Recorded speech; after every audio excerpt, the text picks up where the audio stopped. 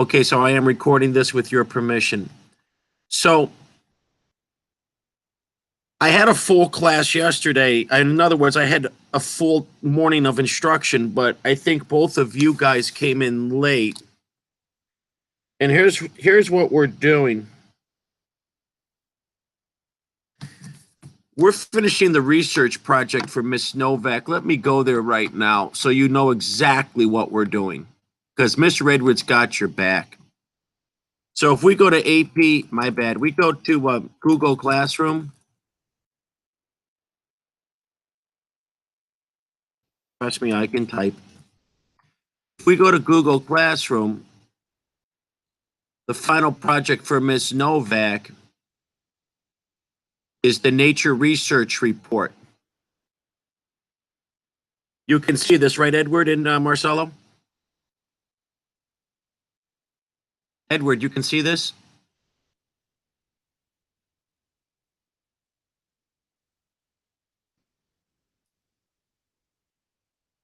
Can you guys see this? Edward. Yeah, we can see it. All right, because I've got to constantly make sure that we don't lose our wireless. So you're going to do a research report on a topic of nature. We need 3 sources. We have 2 right now. I'll show you those sources. You're going to think about something in nature that you want to research. Now, what we've decided, we made a decision as a group yesterday. You guys might not have been there. We've decided to look at the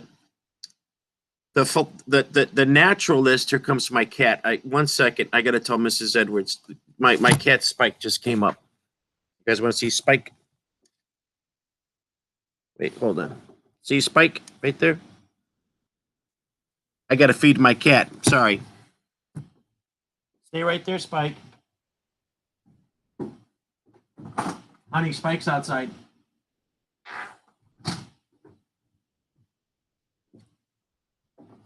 Speaking of nature, and I got a cat that wanders the wild all night and kills rats. Okay, so here's what we're going to do. We are looking at a philosopher, an American philosopher who was a great naturalist. He is one of the most important thinkers in American history. He created social justice movements that inspired Dr. King. And here's the initial outline. I need to make sure that you have this outline. So it's just let me go through the outline, and then we'll see where we're at.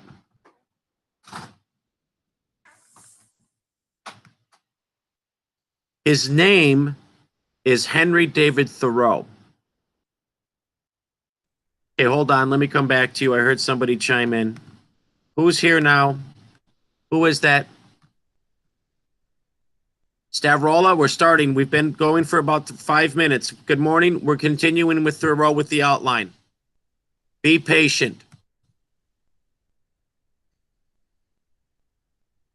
His name is Henry David Thoreau. He lived 1817 to 1862. I really need you to understand that that's during American slavery. He was a white man who was very opposed to slavery. He, in fact, went to jail because he refused to support slavery by paying taxes. It's very powerful. He's from Boston, Massachusetts. He also lived in Concord, Massachusetts, and he retreated to the woods in Walden, Massachusetts, where he lived for 2 years in a log cabin that he built, contemplating nature and man and woman's relationship to Mother Earth. He was educated at Harvard. By trade, he was a pencil maker. He was also a teacher. In 1854, he refused to pay the poll tax. He refused to pay taxes that supported slavery, and they put him in jail for it. He actually did his experiments in Walden, 1847 to 1849, I believe. I might be slightly wrong there, but I don't think I'm off by a year or two. He decided in his youth, so he would have been about 30 years old, that he had enough of the cities. The Industrial Revolution was sort of beginning, manufacturing, pollution, exploited labor, low wages, bad working conditions. He felt that the cities were toxic. He felt that there was a lot of pollution back there. We were a coal burning society. We burned coal for the railroads. We burned coal for our manufacturing. It was a very polluted world. And he felt that Americans no longer appreciated nature. And there's so much nature in America, but here's the point. There's so much beautiful nature in America, and here we are stepping over each other in crowded cities. So he left. So here's where we're going to start today. We're going to start with the movement that he was partially created. He created a literary movement or philosophy called transcendentalism. I'm going to come back to you. It's a very hard to pronounce word, and it's also very difficult to spell. But the word transcendentalism, the word transcend, that's a verb. If you transcend, you go beyond. My teacher assigned me a one-page essay, but I transcended the essay and wrote 2 pages. To transcend means to go beyond. He went beyond city life into nature life. He was transcendental. So we're going to start our research there. So first thing I'll do is I'll go to Google. We really don't. Now hold on, stop. True or false? I don't ask you guys a lot of questions because I know you're reluctant to answer and nobody wants to look foolish. But there's only 4 of us and I don't judge. I'm like Nick Carraway, remember? True or false? The only way to research today through home learning is by Google. True or false?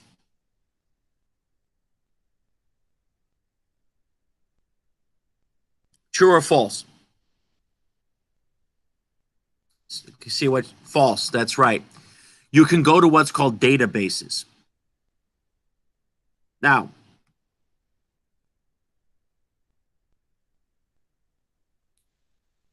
the difference, what is the difference between Google and a database? Google is general. You get ads and pop-ups. Database is peer-reviewed and is academic. The intention is to learn. In Google, the intention is anything goes. Now let me show you. You guys are a little bit young and you've not studied French philosophy, but let Mr. Edwards show you something to make you a believer. I'm going to make you a believer. Now, I'm going to write a name down. I'm going to write Levi Strauss. Now, hold on, Mr. Edwards. Levi Strauss. It sort of sounds familiar. I wonder what that is. Levi Strauss. Oh, I get it. They make the blue jeans. They make the cotton blue jeans that a lot of people wear. Levi's, like doctors. That's a brand of clothing. Blue jeans. But did you also know that Levi Strauss is an important French philosopher? Here's my point. What if, now just remember Levi Strauss. Just don't lose me. What if you're in college and you take a course on French philosophy? I did. Mrs. Edwards did. Mrs. Edwards speaks French. She's speaking French right now. I swear to God, she's talking to Paris right now. Because she's in an international business. She works for a European company. If you just Google Levi Strauss, okay, here's the point. You're in college. You're taking a philosophy class. You need to study French literature. And your professor says, I need a 3-page essay due to Friday on Levi Strauss's philosophy. Well, you go to Google.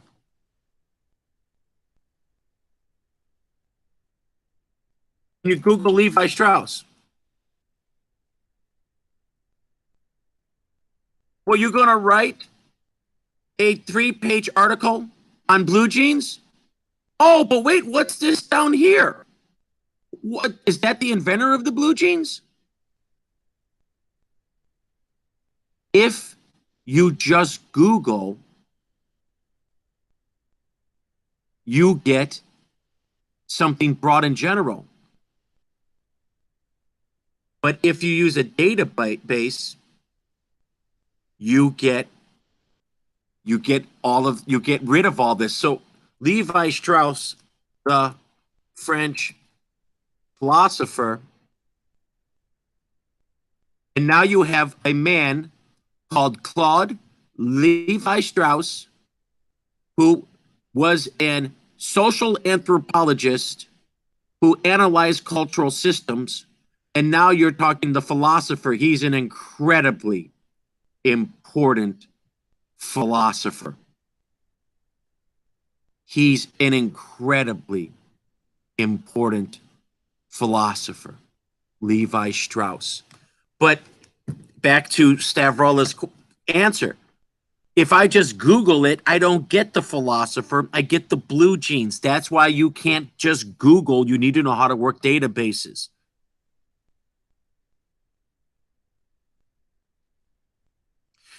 And just in case you never visit Levi Strauss again, which I hope you do, he said something profound. He said the universe is a very cold and distant place. And if we did not have love for one another here on earth, we too would be cold and distant. He said it is love that keeps us here. Because it's kind of true. It can be very cold and cruel out there. You need love to keep you motivated. He was very much into the relationship between love and humanity. But again, that's why you go to college. That's why you study down the road. So let's look at the databases. Now, when I go to the databases, you will always go to what's called CPS Virtual Library.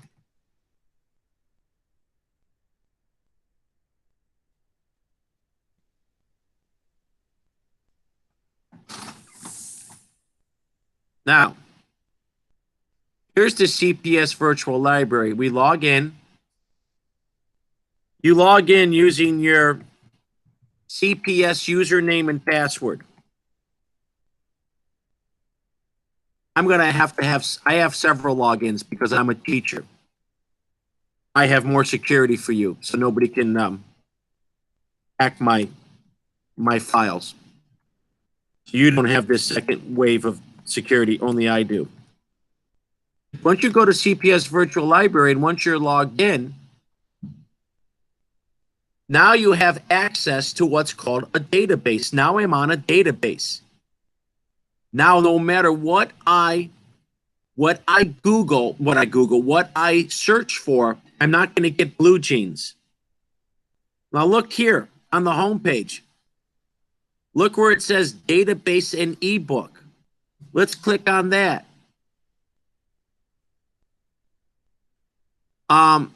We used a lot of these databases. Um, Let me see here. I'm not sure now. These are all the databases in CPS. Um, you got Britannica. You've got U.S. history and context, world history, student resources. A lot of this is for little kids. You got New York Times. You got First Search. You'll see that in college as well. And you've got Image Quest. Now, let me see here. Let me go back to, okay, library home. This is the home page. See how I went home? You guys are much better at scrolling than me. So you probably already would have gone here without that extra step. But here's my databases. Now I'm on SOAR, Seeking Online Access Resources. Seeking Online Access Resources. Now I'm on approved databases. So for the record, I'm going to come back to you because I don't want to lose you. For the record, I always go to Thomson Gale first. Has anybody ever heard of or used Thomson Gale? Thomson Gale. You can see it right there. Have you ever used Thomson Gale? I think Edward got kicked out. Wait, no. Okay. I think we lost Edward. I'm apologizing. So Thomson Gale is my favorite resource. It has both, you can read the articles, but you can also listen to them as audiobooks. There, it's got history, literature, world politics. It's really good. So let's explore it. My bad. So we go to Gale.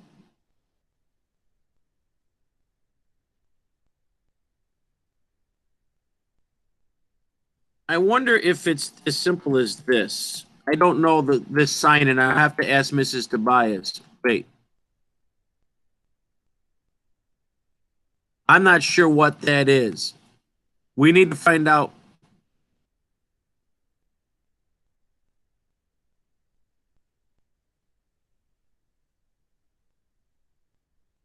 We did hit a roadblock.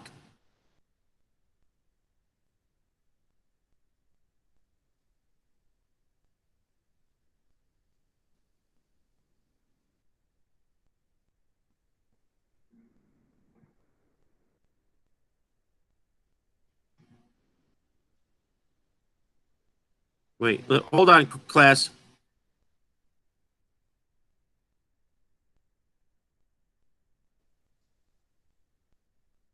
I'm trying a variety of passwords.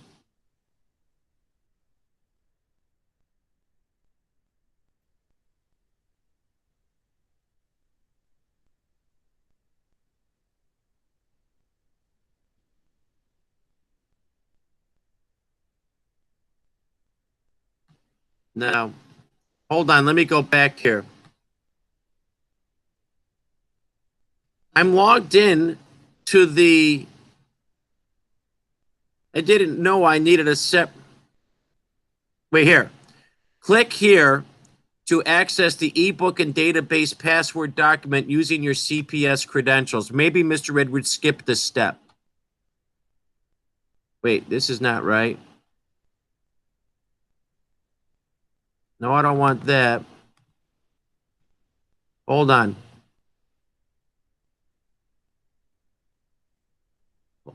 If it doesn't work, it doesn't work. That would be I'd be pretty because we're all CPS. We have to call Mrs. Tobias for our library ID. I need everybody. Everybody be patient.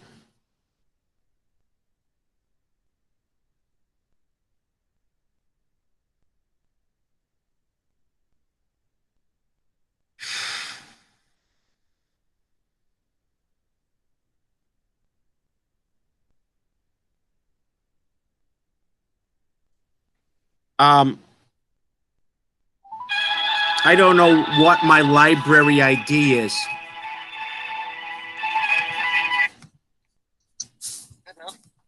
You're on speakerphone with the class, but I have a question. Do you know what the library ID is for Thompson Gale on CPS Virtual Library? I'm logged in as Mr. Edwards with my. Oh, it's just CPS?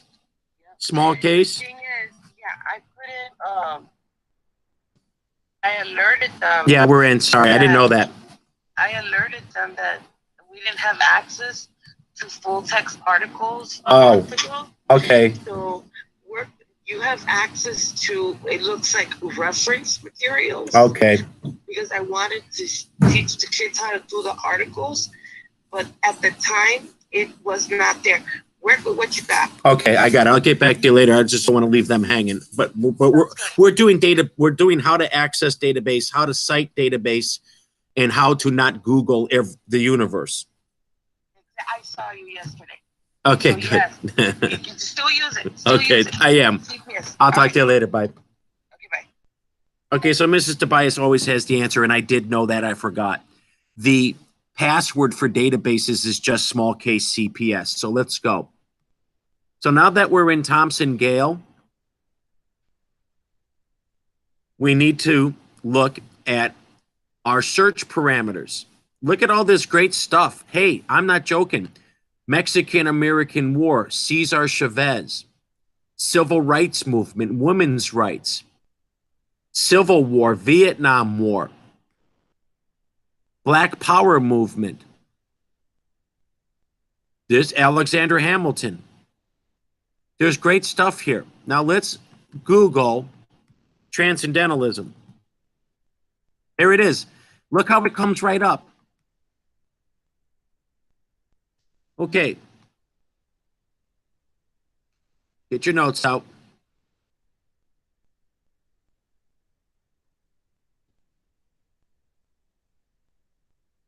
Get your notes out.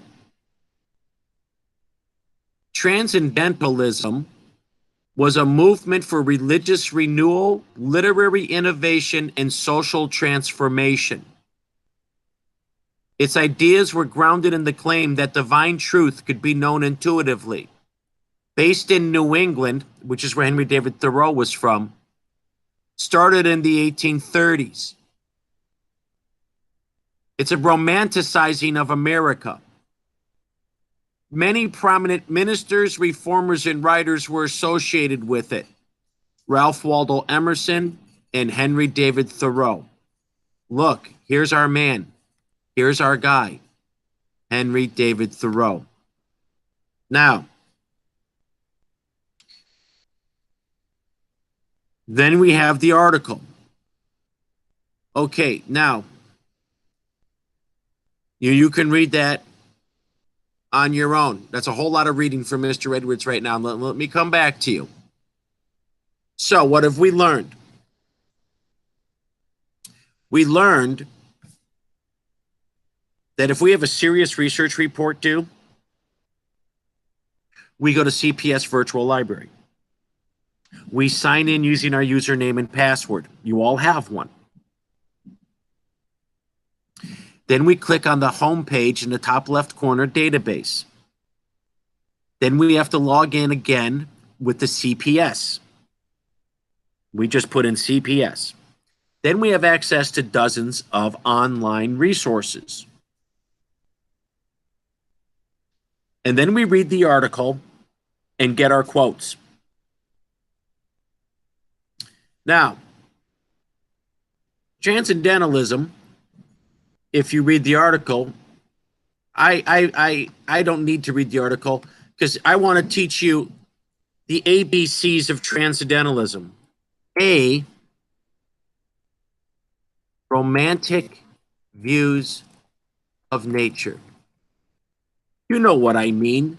You know when you take a walk through the park or you see a beautiful sunset, you get a warm feeling, the romance of nature. It makes you feel human and whole. And maybe if you're with somebody you care about, you hold their hand, you sit on the park bench, whether old or young. There's just something about looking at the sky or the stars that make us feel romantic, not physically. Romance can be more than, there's many views. Romance is not just, you know, relationships with boyfriend, girlfriend. Romance is a way of looking at the world. Remember, don't you dare, I'm coming back to you. I told you that Gatsby was romantic. I told you he was a chivalrous knight. Did I not? He was looking for something that was beautiful. He was in love with the idea of beauty. He was a romantic knight. You can romance anything as long as it makes you feel warm inside. I like sunsets. So that's the A. The A of transcendentalism is it's a romantic view of the world. It's not cynical. It's not cynical. Did we lose Edward? He must have lost his Wi-Fi. B. It is a philosophy based on the divine. God is in all things. It is a religious philosophy. The divine is just a fancy Latin word for God. It is a philosophy. It is a philosophy based on God created this. I hope you were in the class when we had Gerard Manley Hopkins, when I was talking about that Jesuit priest, and he was writing about nature. Remember the cow with the brown spots? Everything to Hopkins was God created the cow. God created the clouds. God thought so perfectly that he put little spots on the clouds and little spots on the cow. It is the transcendental movement that Thoreau belonged to was born out of the churches, ministers, sermons, the pulpit, religious values of the day. Don't ever forget that especially that all-white America of the Civil War era, we were a very Christian and religious society. And in a lot of ways, we still are. So, of course, the philosophy is going to have something to do with Christianity. And then the C of transcendentalism. So it's a romantic view of nature. I'm here. A philosophy based on the divine. And it's a reconnection with Mother Earth. You know, it's a reconnection. Now, one second.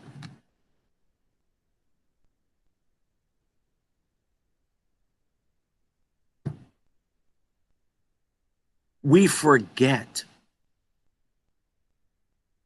that we're on a rotating planet that produces flowers and grasses and butterflies because we get stuck on concrete. Everywhere we go, we're walking on concrete. We're not walking through the prairie. We forget nature, especially because we're in the city. We have to go out of our way to find the parks, Sherman Park, Marquette Park, McKinley Park, Humboldt Park, Douglas Park, whatever your park is. Wherever the closest park to my house that's a big city park would be Humboldt Park. We have to go out of our way to find nature. We need to reconnect. Now take your notes.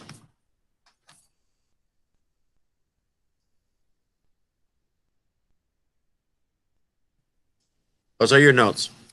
Copy your notes down.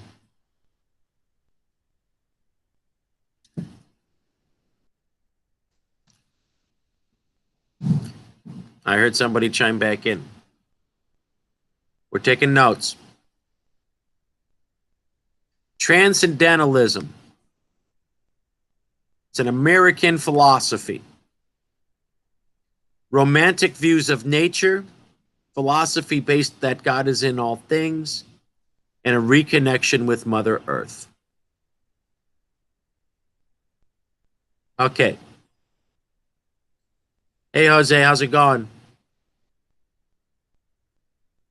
We're working on a research project.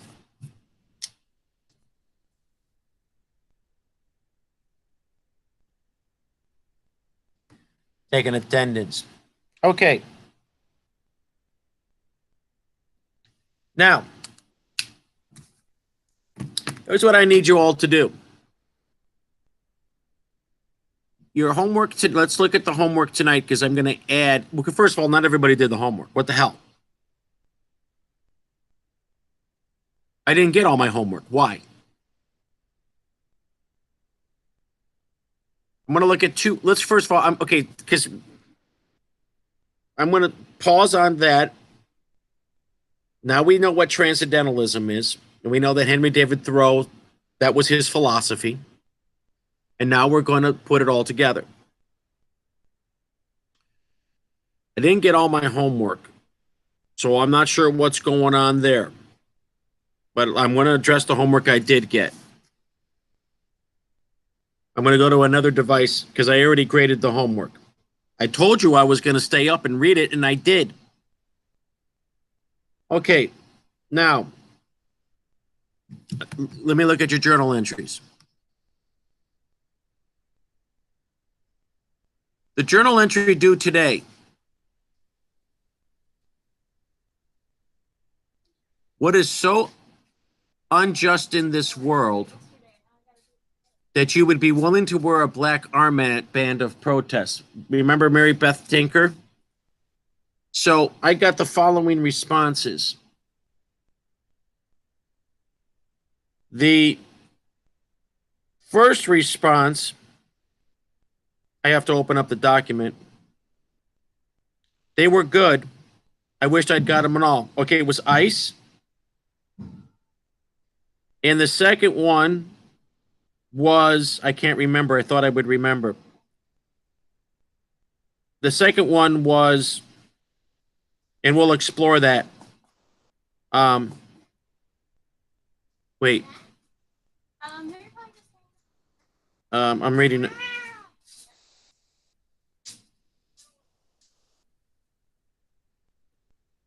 I think we had Black Lives Matter or the treatment of black people in America. All right, so let's look.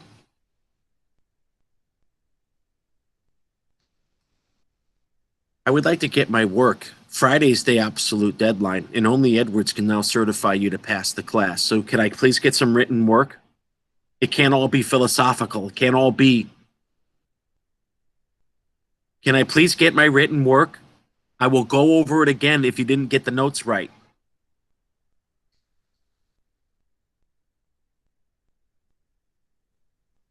The first journal entry is, what would you wear the black armband for?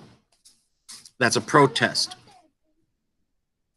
And I got ICE and inequality in the black communities.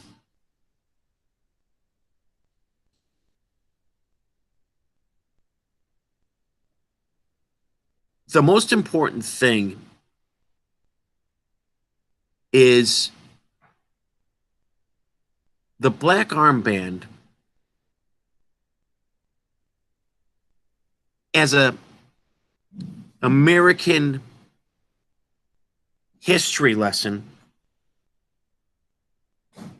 was worn by the daughter or son if mom or dad passed away. You were mourning the death of a parent. And you would wear, I actually, I'm not even joking. I promise you, I've never done anything but give you absolute truth. The last time I saw a black armband was my freshman year of high school. That's how much it affected my generation. And it was my high school debate coach, Jeff. I'm a debate coach. I was on the debate team as a freshman debater. And I knew what the black armband stood for because I was from a generation where people would wear them if grandma died. And I was a freshman. I'd only known my debate coach for a couple of weeks. It was the first couple of weeks of school. And I just had met my coach, Jeff. And he was wearing a black armband. And of course, Mr. Edwards thought that his mother or father had passed away because that's how we were raised. So I said, Jeff, I called him Jeff because he was a sophomore in college. So I didn't call him Mr. Wortman. I said, Jeff, I'm so sorry. I see you're wearing a black armband. I'm like, did somebody in your family pass away? And he said, no. I'm protesting the American involvement in Central America and El Salvador. Because in the 1980s,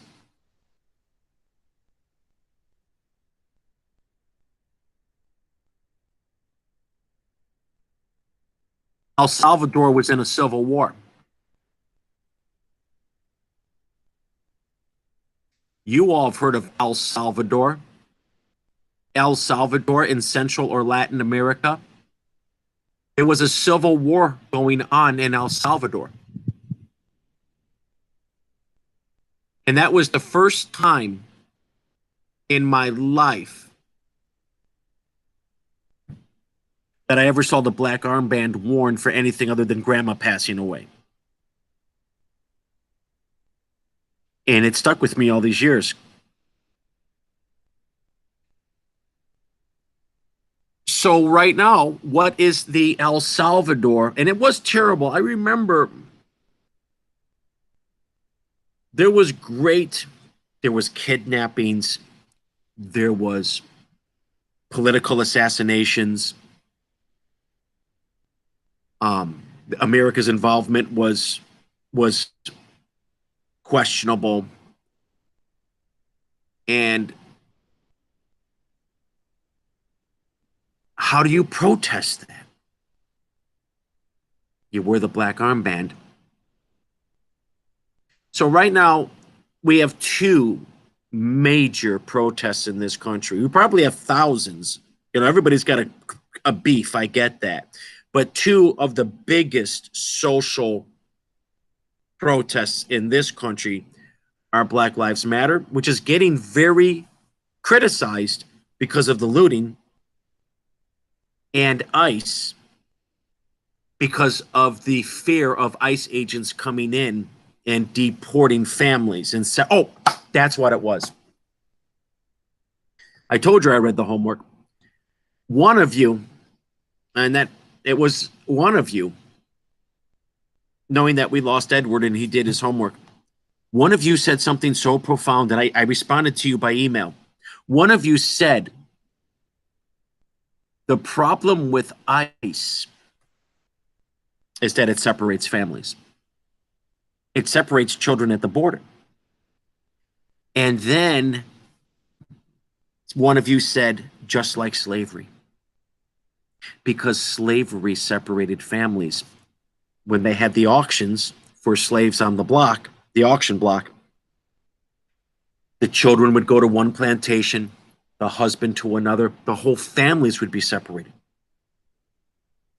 They would keep families separated as a mental torture.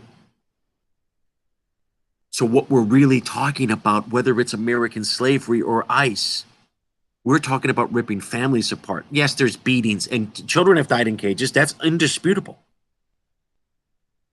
It's indisputable. It's just not publicized. What is really at the core of ICE is that it separates families. And what did slavery ultimately do? Destroy families, separate families, change family names. So good work. I just wished I'd got more because I was going to budget a lot more time to discuss the homework. So you can have anything that you hand in by Friday will be graded. But after Friday, you're going to get the grade you deserve, not the grade you want.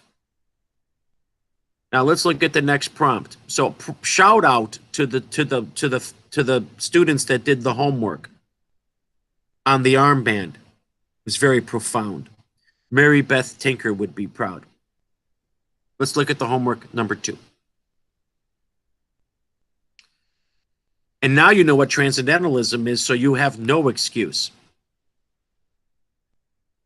Henry David Thoreau went to Walden to live deliberately in nature.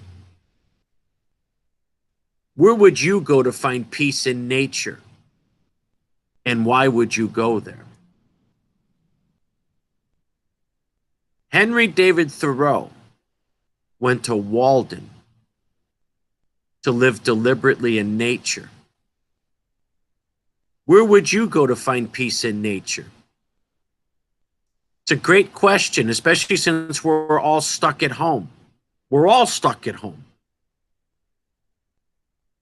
I don't know about you. I didn't leave my front gate yesterday. I never left the porch. Where are we gonna go? Now you're gonna journal entry that. Anywhere in the world. I know where I'd go.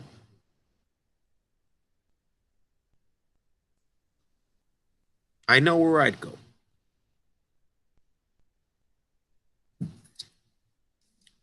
I always wanted to do something. I don't have the physical. There might have been a time Mr. Edwards could do it, but I couldn't physically do it anymore. I always wanted to climb a mountain. I was fascinated when I was young. When I was younger, I worked high-rise construction. I worked 300-400 foot in the air. You don't have any idea how high that is.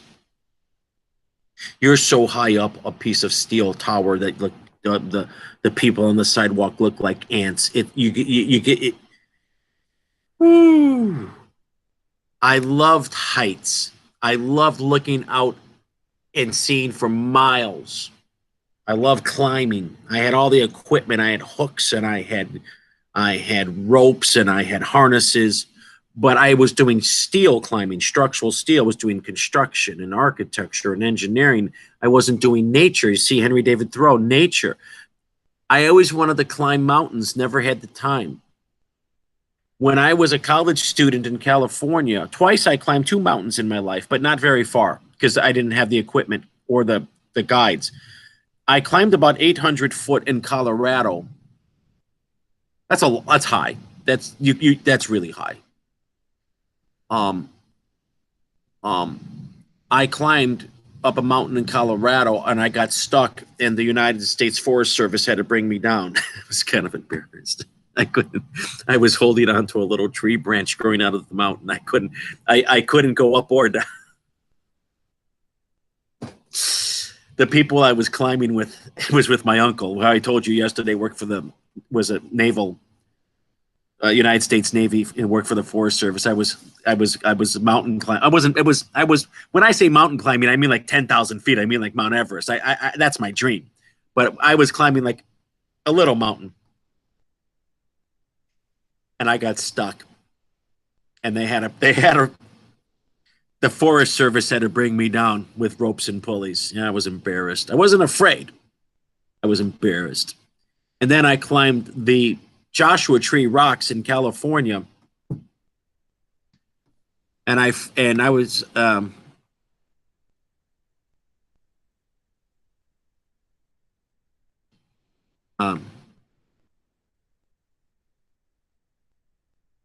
hope someday you get out to there.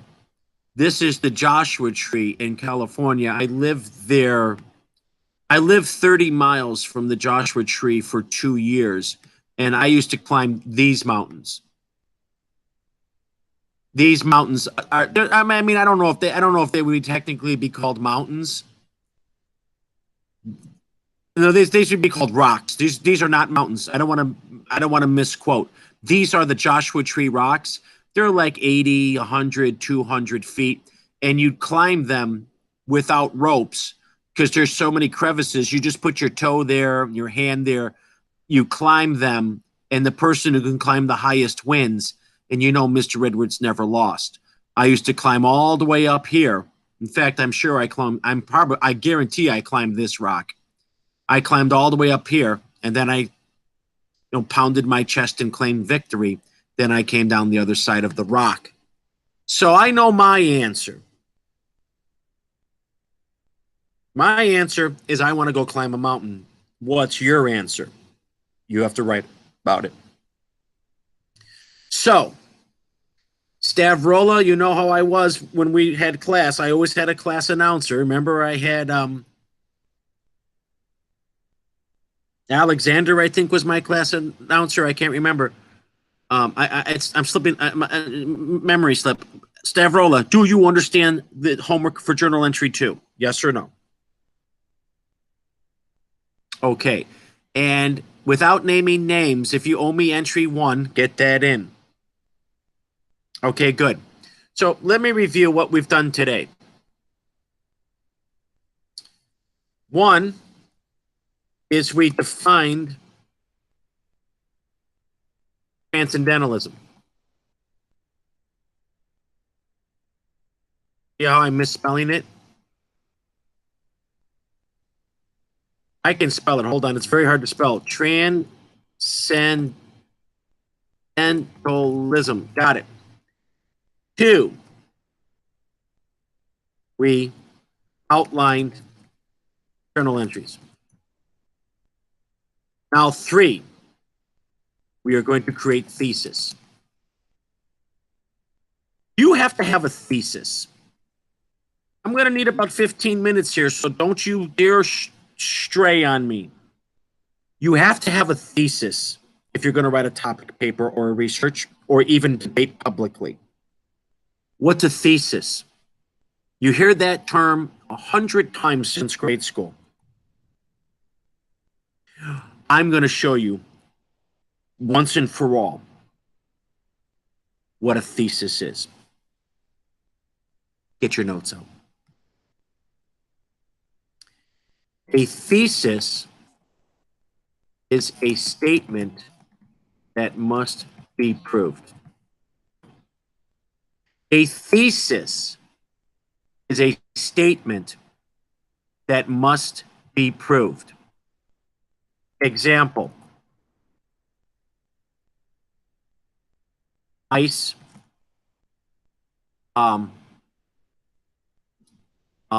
is a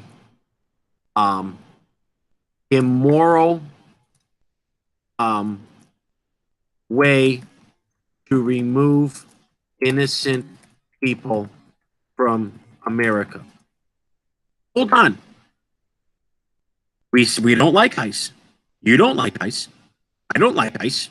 I like ice in my iced tea, but not this ice. Ice, this is my thesis. This is my statement. Now I have to prove it. Research and quotes and supporting detail. I'm actually arguing that ice is immoral because it separates families. We discussed this.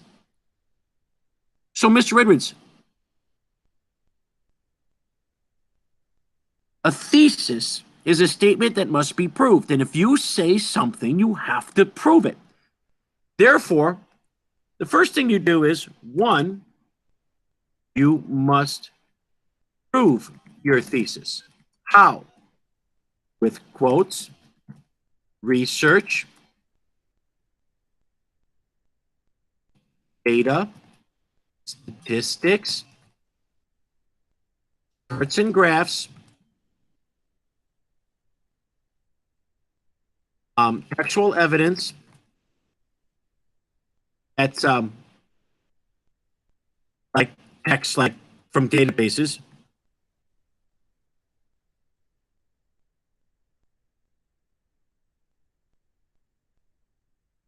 You must prove your thesis. You have to have quotes.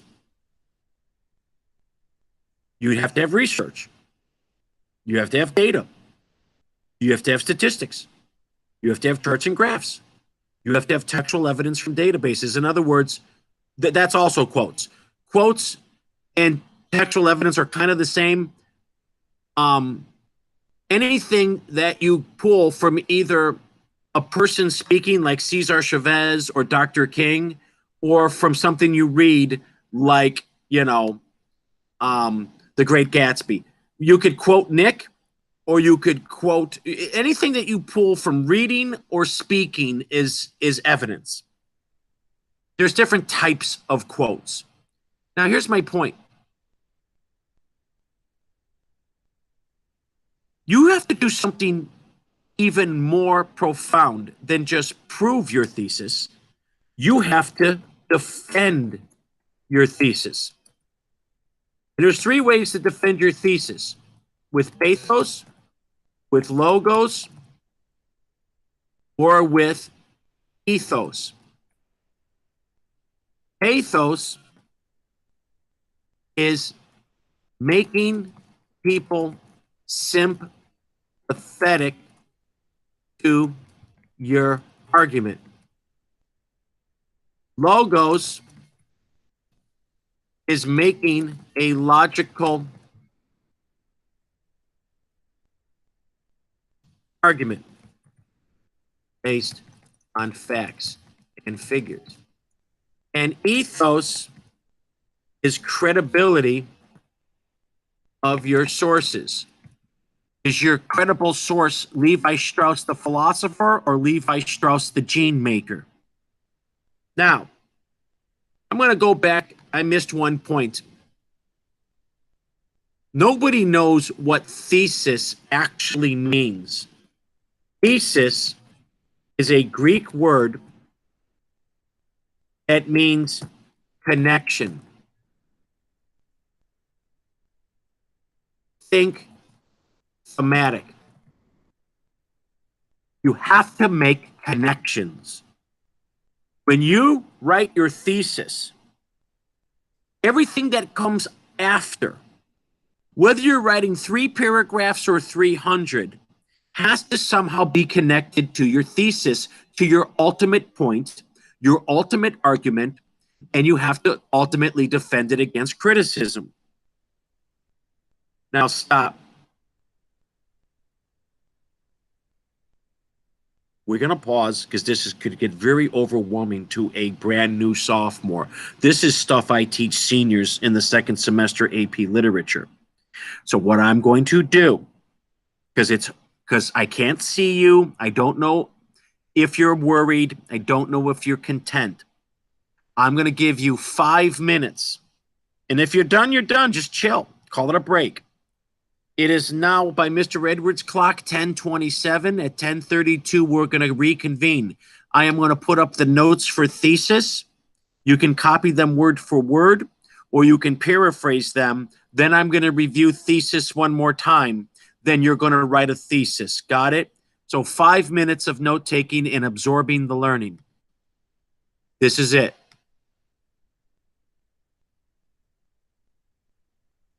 No talking till 10:32. I will not leave you. Go.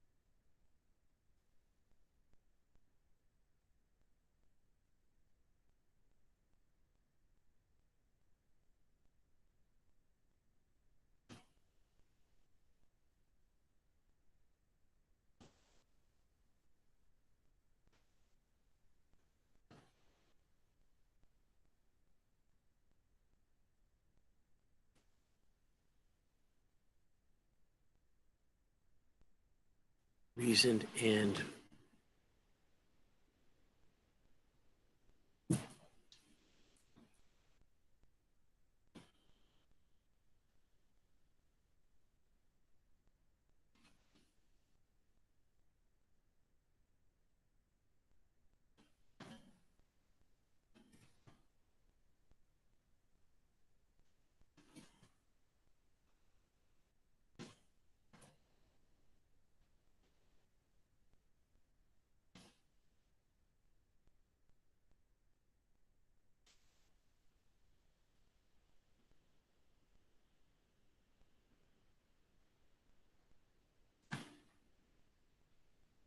sorry, I gotta save it. I don't want to lose it.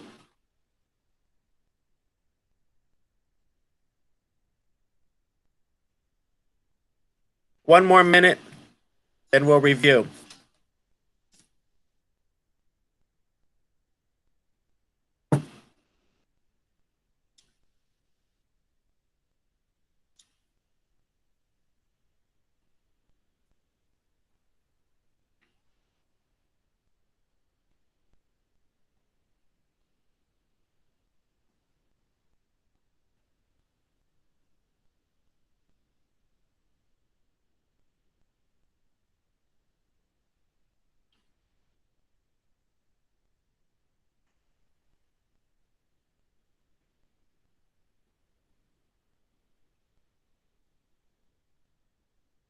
Thirty seconds.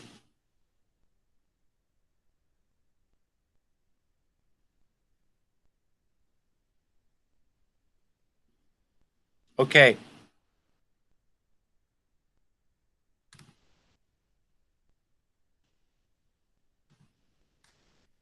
I am going to review that document, and I need you to be the leaders of the entire school on developing thesis, because these are my personal notes that I use for AP. I'm going to go methodically one more time through my outline. Then I'm going to give you another 5 minutes, and I want you to write a thesis statement in the Google comment box, even if it sucks, because I'm not going to judge you. And what's the topic? The topic is, what is an injustice that you would protest? But you have to write it as a statement now. You can't use mine. The topic is still injustice and protest. You have to write it as a statement, not an opinion, not in the first person I, but as a third person statement without he, she, or it. We're going to look at Mr. Edwards one more time. Hey. If you can't do it, you can't do it. This is senior. I'm getting you guys accelerated, man. I can't. We have no more time to waste. I need to get you focused. I need a sharply disciplined, well-oiled machine. Now let's go through the review.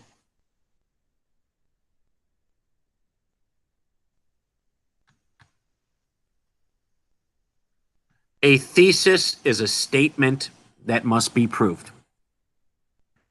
Thesis is from the Greek. It means connection. Think thematic. Everything that comes after the thesis is somehow connected to this statement. Our example of a well-written thesis on the topic of injustice.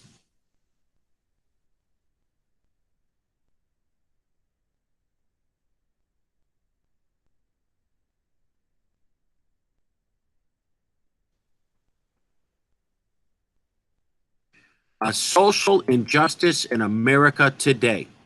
Example, ICE is an immoral way to remove innocent people. Watch me correct my thesis. Watch Mr. Edwards. They're not being removed. They're being deported. See how I'm not even afraid to correct my work in front of you? It's called revision. ICE is an immoral way to deport innocent people from America, innocent immigrants from America, because it separates families and puts children at risk. I'm going to come back to you. My thesis is very clear. My thesis is not that ICE is doing the job it's supposed to do, or ICE is an approved government agency, or ICE is serving the greater good. My thesis is that ICE is immoral.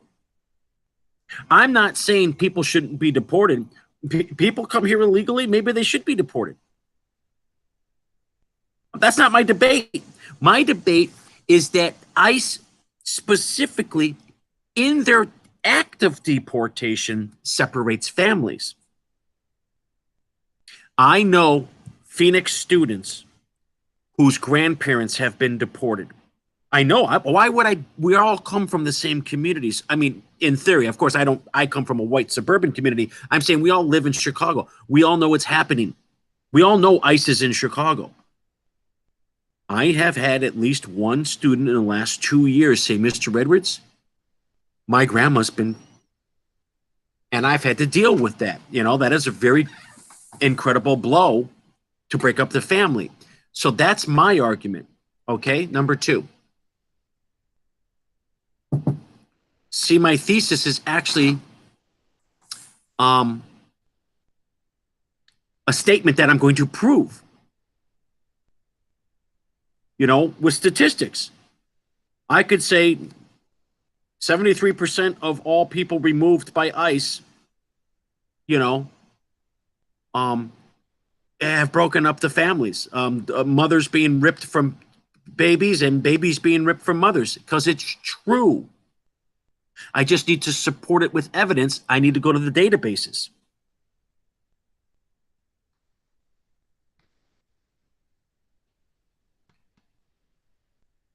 Number one,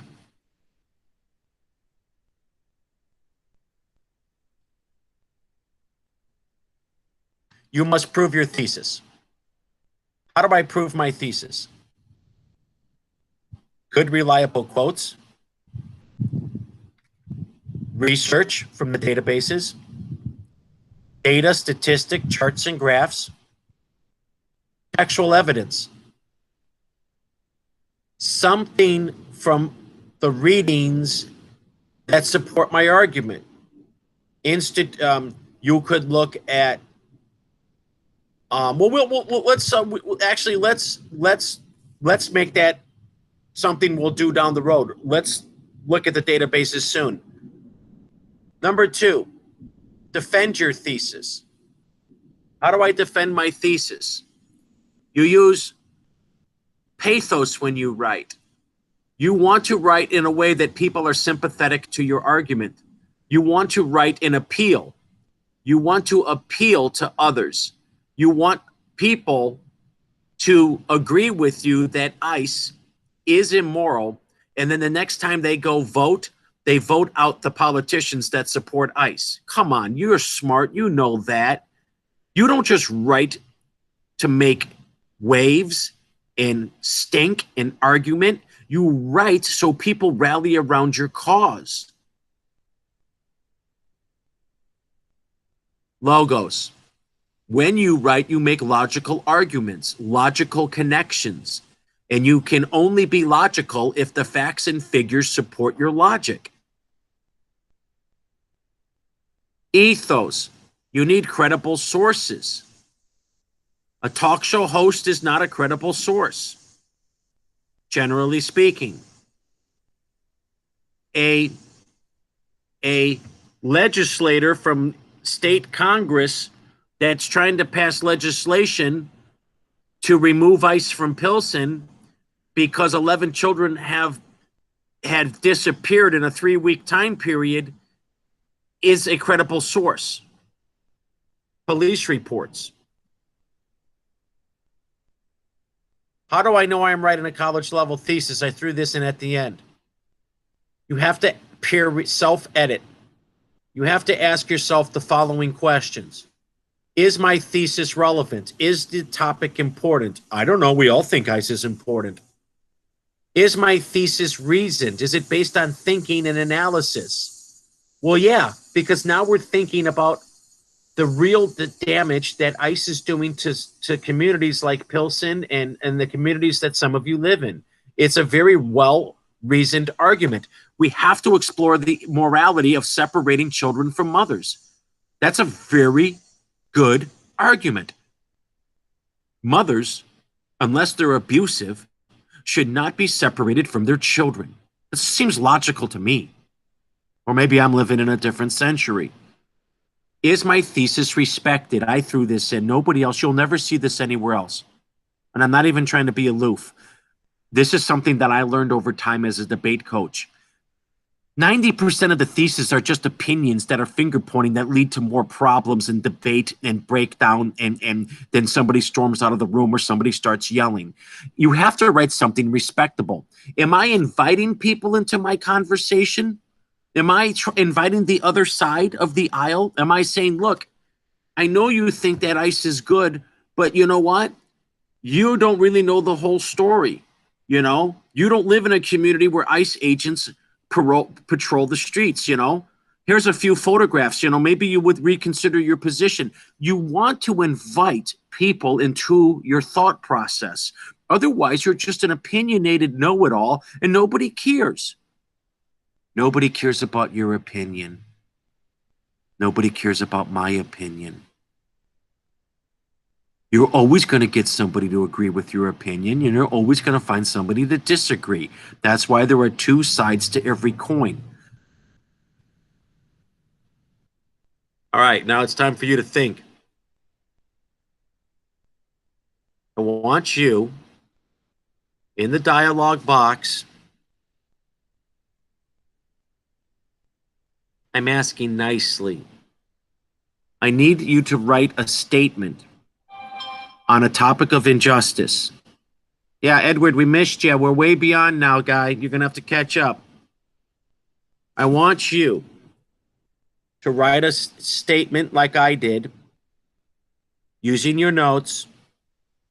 I want you to write a thesis statement on a topic of injustice in America, and I will cut and paste one into the into the Word doc, and we will analyze it to see if it's a good thesis or if it needs revision.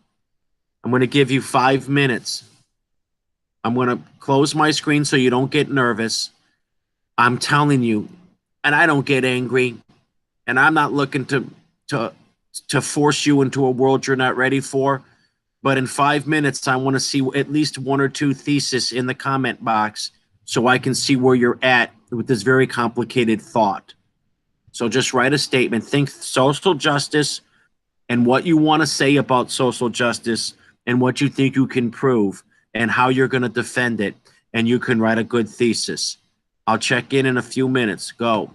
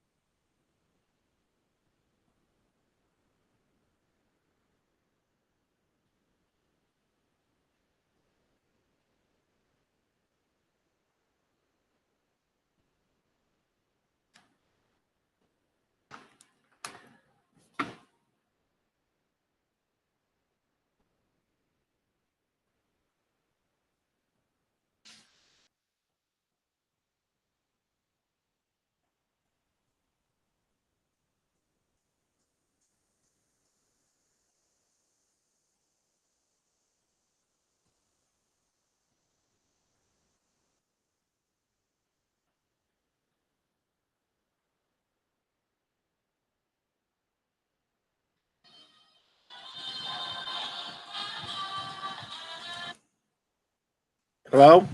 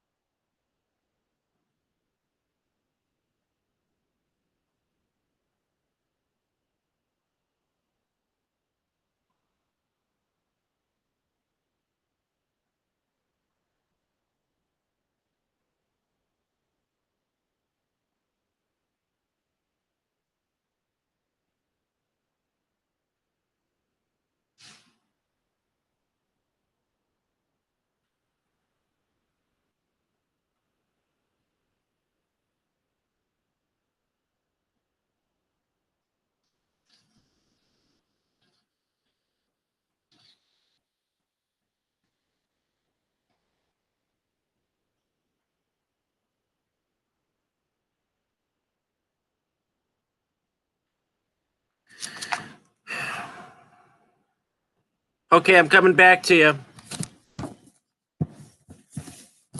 I'm getting too much sunlight. I might have to move. Hold on, I can't find my icon.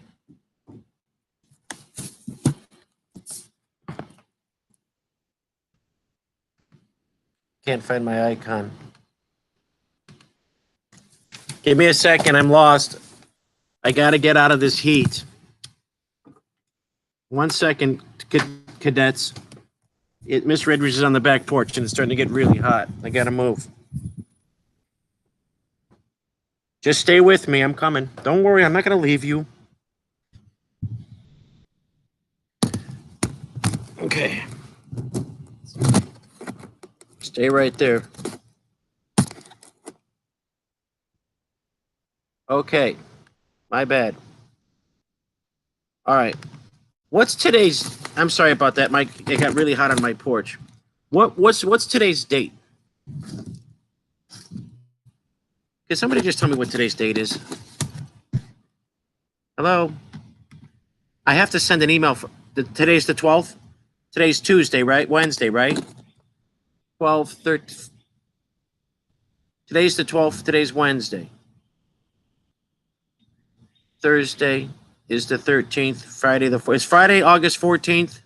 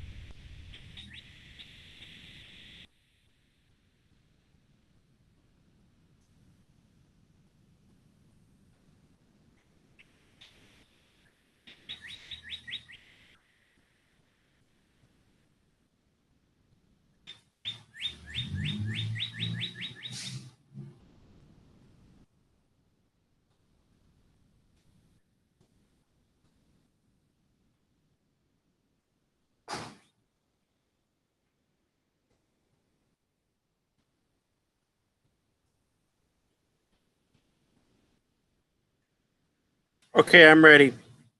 I'm just working on my stuff here. This is all about, I'm not doing anything personal. I'm working on getting your grades right. I'm trying to check, I'm just trying to figure out just how we're going to get these grades up. I'm not doing personal email, I promise. I'm doing summer school work.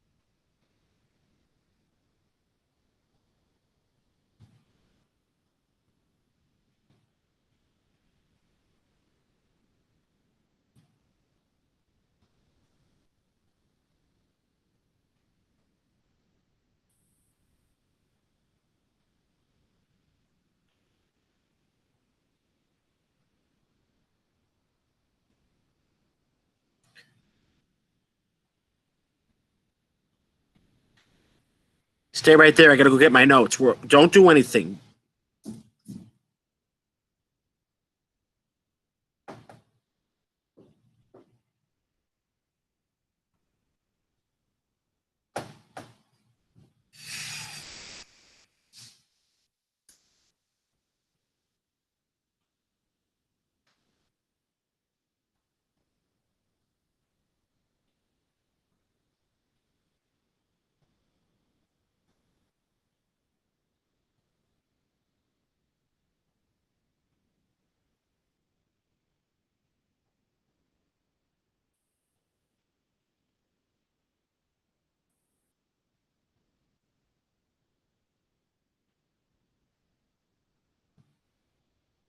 Okay, I'm ready.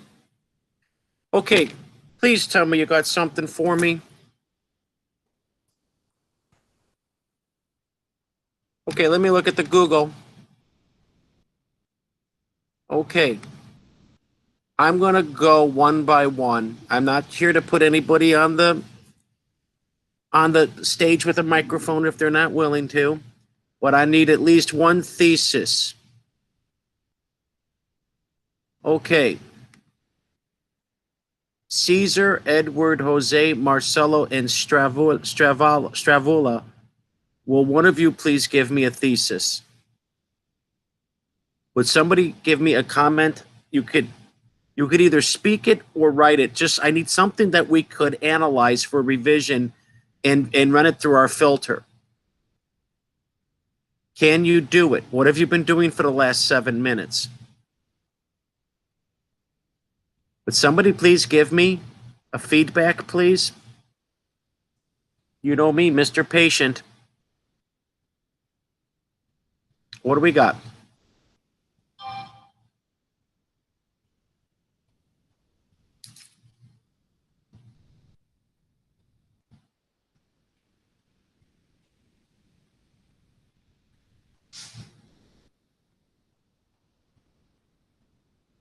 What do we got, young people?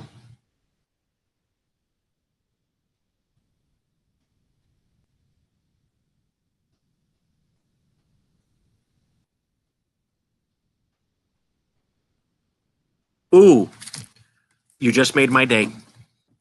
Edward, you have no worries right now because I just saw Native Americans. Let me go.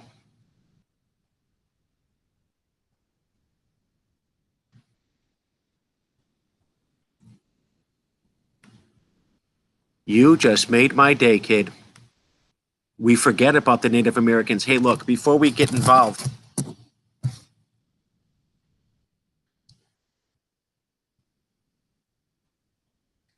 before we go there, I know I said something yesterday. I'm really into Native American history. And something that's always missing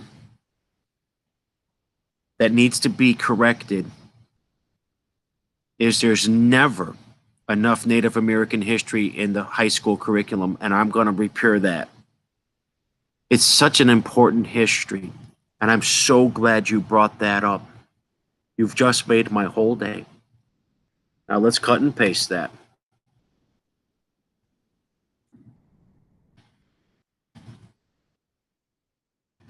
Okay.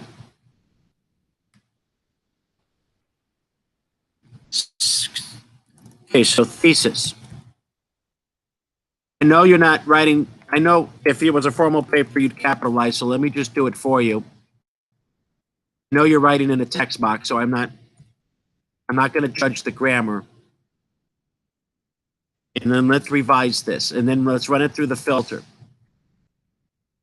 Now, you don't need the Native Americans. You just say Native Americans. And you don't want to say, okay, now you don't have here the verb structure is too complicated. So the very first thing that I'm teach students about thesis is only use one verb. You're using 1, 2, 3, 4 verbs, not a criticism. Everybody does it. Okay. So what you're going to do, you're going to do what Mr. Edwards did. Remember, I changed remove to deport and people to immigrants. So you're going to come up with a new verb. Now hold on, don't lose me. The Native Americans have been, okay, Native Americans, okay, we got to get rid of this excess verb because you didn't finish there. So what I'm going to do is, now, I know it's a little bit hard, but who is harming who? The government is harming the Native Americans. So the government is your main verb. So you're going to rewrite your thesis like this. The U.S. government, right? Okay, and I know what you're saying. You're saying that they've been wronged for hundreds of years. Hundreds of years. Almost 500 years. So you're going to say the U.S. government has mistreated Native Americans for hundreds of years. And now America should respect this important culture and people. Now listen, I'm coming back to you. We're not doing long, complicated lessons in grammar.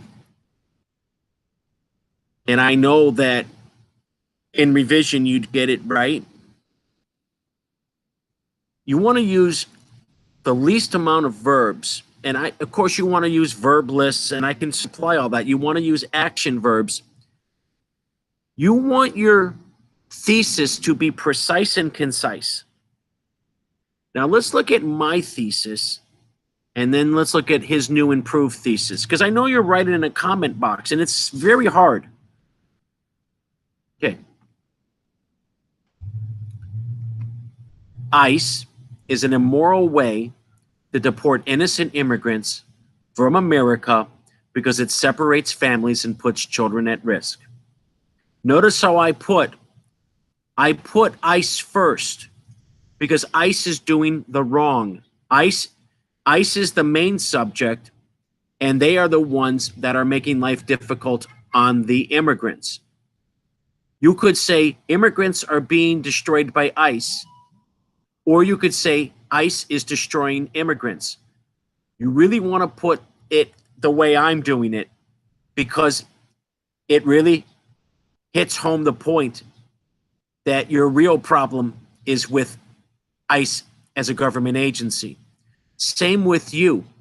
You put Native Americans first. Native Americans were wronged by Americans. I always put the one who's in charge of the injustice as my main point. Americans wrong natives. I just flipped your nouns. I know it's not easy. I know you're confused, but you're only sophomores. Now look at this. The U.S. government has mistreated Native Americans for hundreds of years, and now America should respect this important culture and people. They should be given their land back. They should be given more funding. They should be getting treatment for their diseases and problems and their depression, etc. And now you have written a thesis. Now, the only problem I'm going to have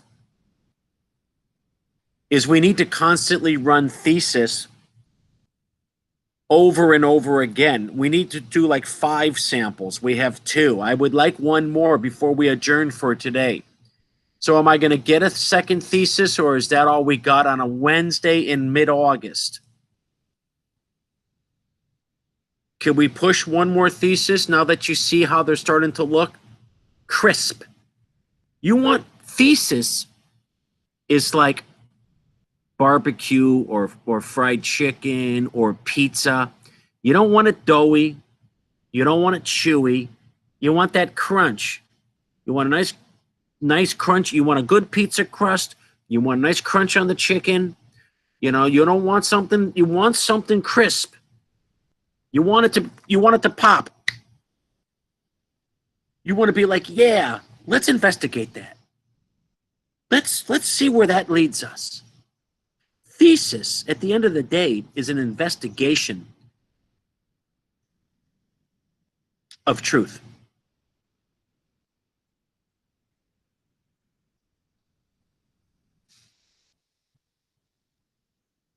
All right. Again, I'm not going to push you or force you. If you're not ready, then we'll do it again tomorrow. All right. Let's stop there for one reason only. This is getting complex, and I don't want you to get frustrated. Tomorrow, I'm going to start with the journal entries, and then we're going to continue with thesis, and then I'm going to show you how to outline your body paragraphs so you can write a 500-word essay, and then by Friday, we'll write the essay. I'm going to immediately, as I always do, I'm going to send the Google invites for tomorrow immediately. And the second you hang up, you're going to get a Google invite. Now, because I need to keep you honest, and you guys still, you are not going to get the grade unless you stay with me till Friday. So I'm going to go one by one, and I'm not playing. Did we lose Stavrola? Boo. Caesar, am I going to see you tomorrow at 9:30? Yes or no? Yes, my bad. I overslept. Oh, that's okay. Edward, am I going to see you tomorrow? Yes or Yes. Jose?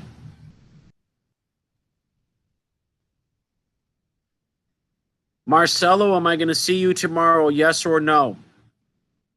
Good. And Stavrola, am I going to see you tomorrow? Okay, here's what we're going to do. I don't like the we've never actually ended class early. We've never gone. We actually go late. But I feel, as your teacher, number one, my computer got really, really, really hot on my back porch, and I want to turn it off so it cools because I've been sitting in the sun. You notice I'm in my backyard now. Here's Mr. Edwards' backyard. You guys want to see my pumpkin patch? Who wants to see Mr. Edwards' pumpkin patch? Nobody? All right.